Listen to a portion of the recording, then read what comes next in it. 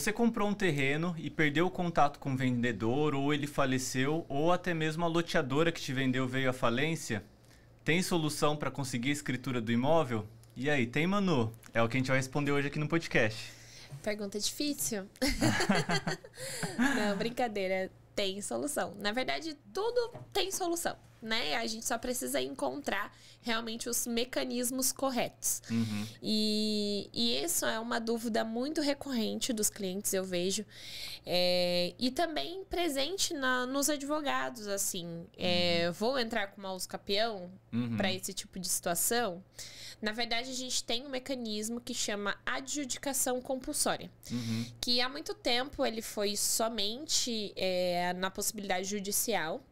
Hoje, né, há 2 anos atrás, já teve a possibilidade da adjudicação compulsória extrajudicial.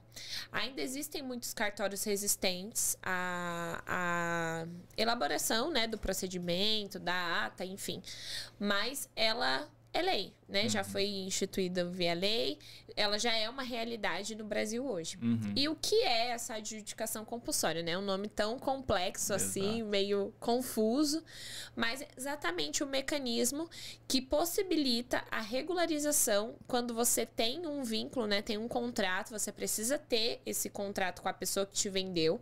A pessoa que te vendeu, ela precisa ter o nome na matrícula, então ela precisa ter a titularidade registral e você precisa demonstrar também a quitação. Então, assim, eu tenho aqui um contrato particular que eu fiz com a loteadora, que eu fiz com o vendedor, eu quitei toda a minha responsabilidade, mas o vendedor, por algum motivo, ele se recusa a me fornecer a escritura pública, ou de fato porque perdeu, né, o contato, ou a pessoa faleceu, enfim, por algum motivo, você não consegue fazer a escritura pública. Sim. E esse mecanismo da adjudicação compulsória basicamente, eu falo, né, quando ele era na via judicial, eu sempre falava para os clientes, o juiz, ele vai te dar uma sentença que tem força de escritura, porque é basicamente isso, você vai pegar a sentença do juiz, você não vai ter a escritura de fato, você vai pegar a sentença do juiz, vai levar no cartório de registro de imóveis e vai registrar. Sim. Então, isso, na verdade, é a regularização, vai substituir a escritura pública, que a escritura pública nada mais é que um contrato feito ali de forma pública. Exato. Né? Então, a possibilidade da adjudicação compulsória, ela é bem interessante para as pessoas que não têm o contato com a loteadora. Muitas das vezes as pessoas compram, né, o terreno, pagam anos e a loteadora, né, não existe mais, e aí você fica com aquele imóvel com um contrato, mas aquele imóvel irregular, você não tem um termo de quitação, a pessoa se recusa. Uma vez eu lembro a loteadora, ela estava se recusando a dar o termo de quitação para o meu cliente. Por quê? Ela falou assim, você quitou já há muito tempo e agora para ter o termo de quitação, para a gente poder lavrar a escritura, eu quero te cobrar mais tanto. Sendo que a pessoa já tinha quitado tudo. Sim. E era uma loteadora, assim, que infelizmente no mercado ela não teve um bom histórico. Não né? tem uma boa reputação. Exatamente. Então, eu falei, não, você não vai pagar mais nada por isso. A gente vai entrar com um processo de adjudicação compulsória. Na época não existia extrajudicial. A gente vai entrar com um processo de adjudicação compulsória. E para localizar o jurídico da empresa, a empresa, era muito difícil. Porque todos os endereços deles já tinham sumido, porque realmente ele não tinha um bom histórico. E aí a gente fez a citação por edital e o juiz deu a sentença de adjudicação. E o meu cliente tinha justiça gratuita. Então foi bem legal que todos os atos saíram de forma gratuita para ele, inclusive até o registro da transferência da titularidade do imóvel para ele. Então foi um caso bem legal, assim, bem interessante. E que às vezes as pessoas pegam e falam, isso aqui é usucapião. E na verdade não é. Existe um mecanismo mais específico, mas precisa exige, né, alguns requisitos, que é realmente a quitação, um contrato válido, e esse contrato precisa ter sido realizado com a pessoa que está na matrícula do imóvel ou na transcrição, né? Então, é um procedimento bem interessante, é um procedimento de regularização e sim, tem solução para resolver esses imóveis. Que bom, né? Porque acontece muito, assim, o que eu recebo bastante lá no escritório É tanto de pessoas que compraram e aí depois não fez escritura, porque às vezes comprou parcelado, né? Teve uma negociação ali de boca, até às vezes, como o pessoal mais antigo fazia. E aí o vendedor, o proprietário que está na matrícula faleceu, e aí agora tem 10 herdeiros e os herdeiros estão espalhados pelo mundo. Como que eu vou conseguir acioná-los para passar a escritura? E às vezes esses herdeiros também, eles nem... Como eles não sabiam, como o pai já tinha vendido, ou a mãe, né, já tinha vendido o imóvel, eles não sabiam da existência e não incluíram no inventário. Então fica aquela questão assim que... Quem é você, né? Que está querendo uma escritura de um imóvel que a gente nem sabia que existia. Ou às vezes pode até ver vantagem nisso. Já vi também, né? Herdeiro falar, mas se meu pai passou para você, eu desconheço a venda. Agora eu quero o imóvel, eu quero um recurso para eu passar a escritura. Então acontece muito e aí a adjudicação é um instrumento. Mas outro caso que é muito comum aqui em São José, pelo menos eu conheço 2 bairros que tem bastante isso, que é Santana e aqui o Parque Industrial, das loteadoras que venderam lá na década de 80, 90 e depois faliram, né? E faliram não só por conta de questões financeiras, mas faliram por causa do tempo mesmo, assim. Porque vender o lote, a pessoa não fez na época. Acontece muito também na incorporação, assim, que às vezes a pessoa, como ela paga durante um período, na hora que ela recebe o imóvel, ela esquece que ela tem que fazer escritura. E aí deixa. E acaba esquecendo. E aí agora, 20 anos depois, vai ver, a loteadora já não existe mais. Já é uma empresa dissolvida, liquidada, não tem nem mais representante ou realmente foi para falência. E aí o negócio é a adjudicação. Mas como você bem falou, a adjudicação tem essa diferença da usucapião principalmente, que é a questão do contraditório, né? Que tem que ser intimada o proprietário para vir ver e falar. Exatamente. E um ponto importante também, que alguns juízes até, eles fazem esse requisito para a ação, é demonstrar que houve a recusa ou a impossibilidade da escritura pública. Então, não basta somente, nossa, que legal, então tem justiça gratuita, então se eu fizer um processo judicial, eu não vou pagar as custas. Não é bem assim. Você precisa demonstrar que houve uma tentativa. Então, o que a gente sempre aconselha? Envie uma notificação, né, para a pessoa, para você demonstrar ali juridicamente que houve uma recusa, dando prazo para a pessoa fazer a adjudicação. E também tem a possibilidade da adjudicação invertida, né, que a gente chama, que é quando, na verdade, a pessoa vendeu e o comprador não quer fazer a escritura.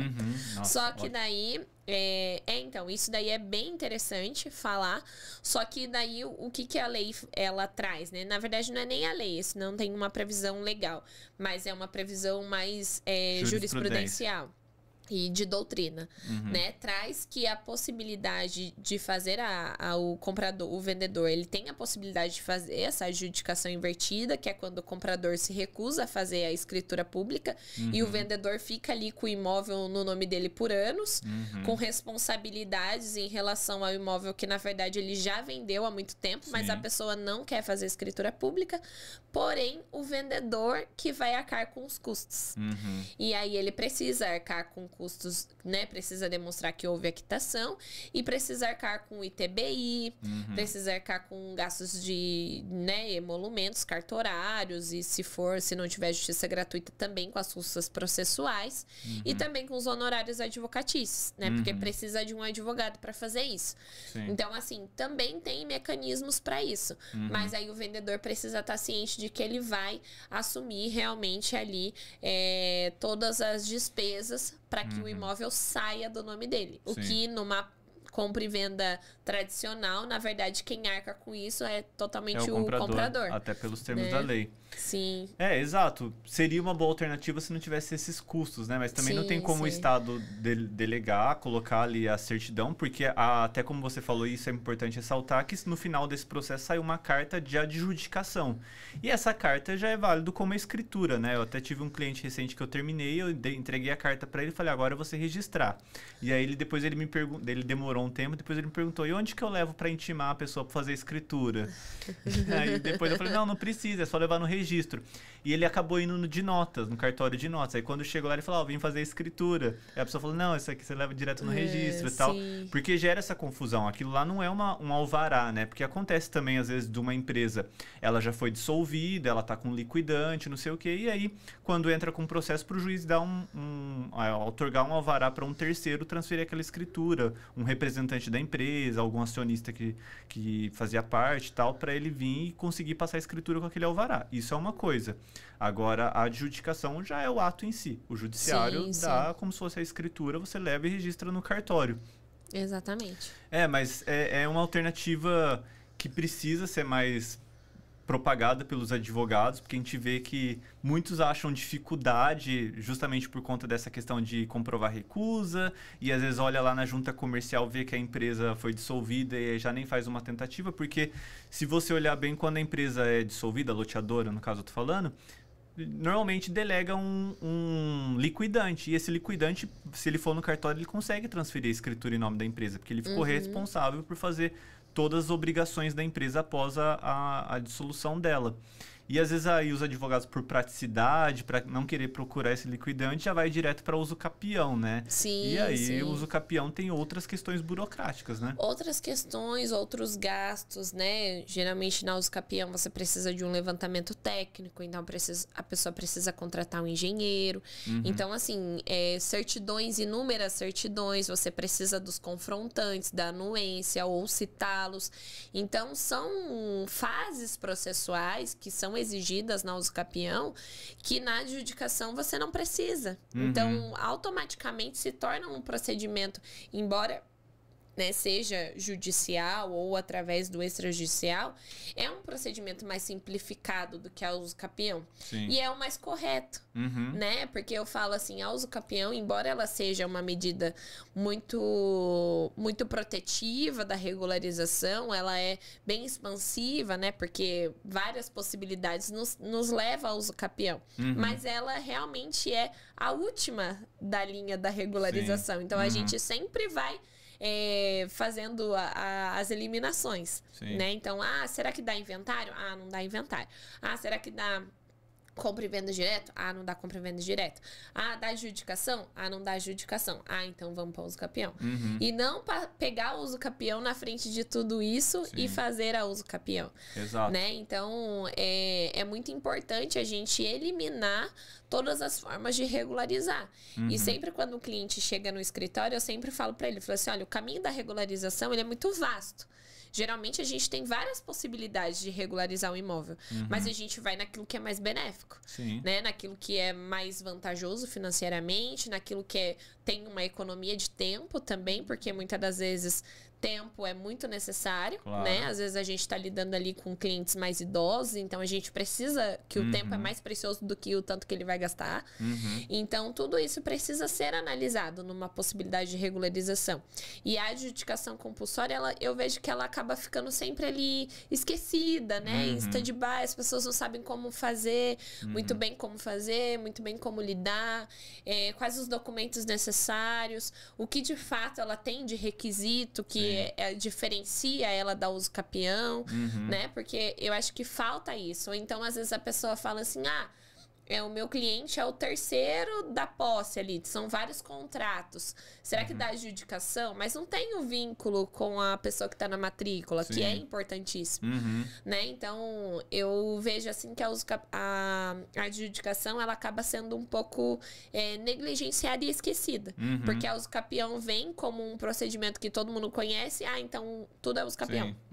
E lembrando que o próprio são institutos diferentes, né? Assim, a uso capião tem ali como base a aquisição originária, né? Um terreno que não se sabe o dono, não é de ninguém, eu tô lá tendo a posse mansa e pacífica durante tanto tempo e agora eu quero o título originário como primeiro proprietário, né? Embora possa ter proprietários antes, até então não tinha dono, agora eu vou ser o primeiro dono. E aí dá uma carta que no final o cartório abre uma matrícula para esse imóvel. Agora, a adjudicação já é esse processo de cumprir ali as transmissões, né? Então, o imóvel ele continua com os proprietários anteriores registrados e apenas transmite para você mediante a comprovação de que você fez tudo que lhe cabia para adquirir aquela propriedade. Exatamente. E eu acho legal também falar da diferença com a ação de obrigação de fazer, né? Porque muitas vezes é só uma questão de que a pessoa está se recusando. Então, cabe você entrar com uma ação de obrigação de fazer também, que às vezes é mais simples. Sim, não tem tantos requisitos, né? Exato. Às vezes acontece até de ter picuinhas ali, né? Às vezes algum estresse que rolou na negociação, mas se você quitou e o vendedor só não quer transmitir por picuinha, você vai entrar com uma ação de obrigação de fazer, o juiz vai intimá-lo, vai condená-lo no final nessa ação, para que ele seja obrigado, sob pena de aplicação de multa diária, dele ir no cartório e te transmitir essa escritura. Mas daí você vai ter que ir no cartório também, tem um ato solene ali da transmissão, de fazer a escritura, ITBI e registro. Então, são uma outra possibilidade além da adjudicação, que precisa sempre ser avaliada caso a caso, né? O advogado vai analisar a situação, mas a adjudicação hoje, pelo menos no meu escritório, tem surtido como um instrumento bem utilizado, assim, principalmente para esses casos onde as pessoas compraram nesses 2 loteamentos que eu falei, por exemplo, Santana e Parque Industrial, e a loteadora não existe mais. Já tentamos localizar, já tentamos procurar, não tem mais ninguém para assinar a escritura.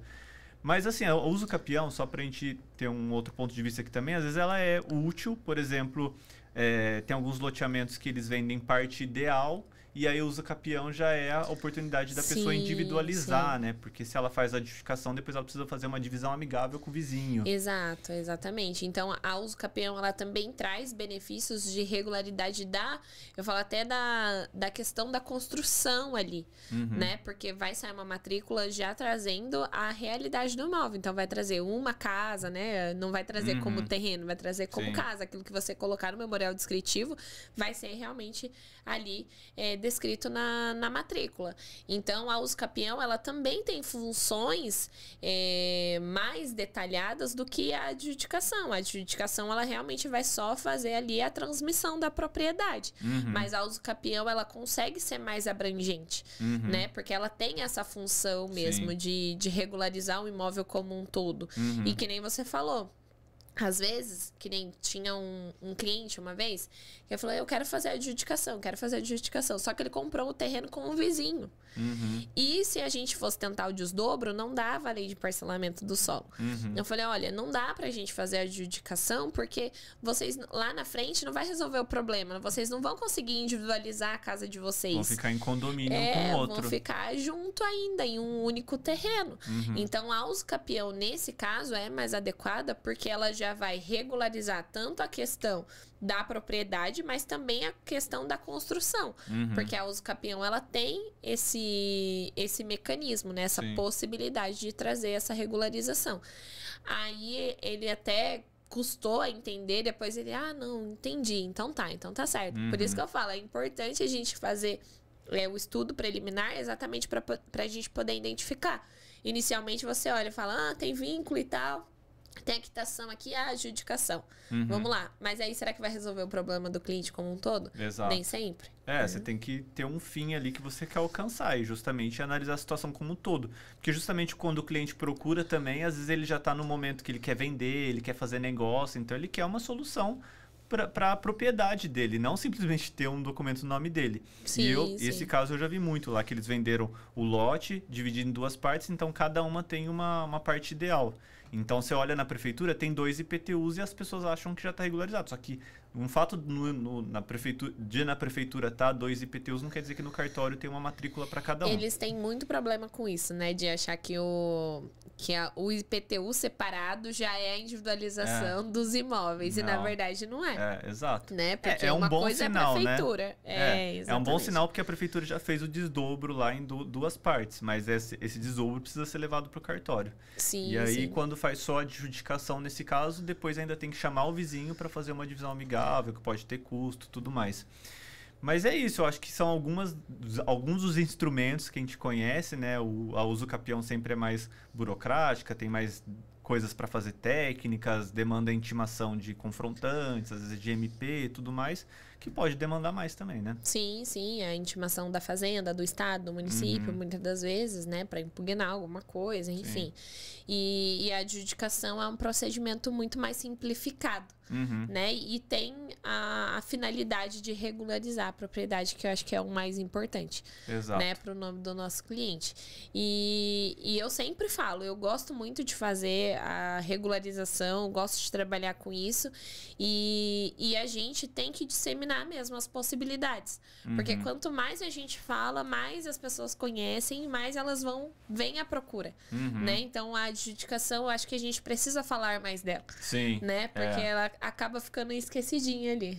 Tem que ser um processo até para o próprio judiciário simplificar, né? Porque quanto as demandas vão andando, o judiciário vai pensando em alternativas para melhorar, como foi essa questão de levar para o extrajudicial, que provavelmente as demandas para ele estavam grandes. Mas é isso, acho que a gente trouxe algumas alternativas aqui, agora é claro que sempre cabe a cada um que tem uma propriedade, procurar um advogado de confiança para ele fazer esse estudo, ver o melhor instrumento para adequar aquilo que você precisa para regularizar a sua propriedade, que é o mais importante, né, Manu? Sim, sim, exatamente. E se você tem alguma dúvida sobre direito imobiliário, sobre o seu imóvel, sobre sucessão, deixa aqui pra gente, que a gente vai selecionando também, né? Nós temos aqui os episódios que são de casos práticos, mas quem sabe a gente também faz um episódio só tirando as dúvidas dos nossos ouvintes e que acompanham o canal também. Então é muito interessante. Se você tiver qualquer dúvida, pode deixar aqui nos comentários. É isso, pessoal. Obrigado mais uma vez por acompanhar e até o próximo episódio.